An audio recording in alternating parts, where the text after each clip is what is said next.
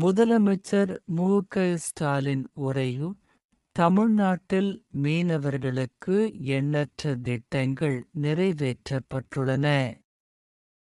மீன்பிடி தடைக்கால நிவாரணத் தொகையை ரூ.8,000 ஆக உயர்த்தி உள்ளோம்.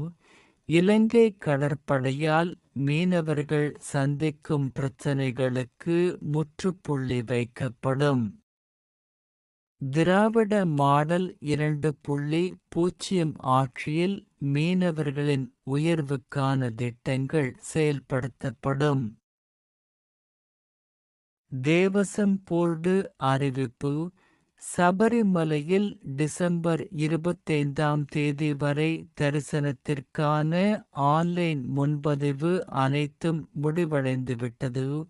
சபரிமலையில் முந்தைய வருடங்களை விட இந்த மண்டல காலத்தில் தரிசனத்திற்கு வரும் பக்தர்களின் எண்ணிக்கை அதிகரித்துள்ளது. இதுவரை ஆன்லைனில் முன்பதிவு செய்த பக்தர்களின் எண்ணிக்கை 30 லட்சத்தை தாண்டியுள்ளது.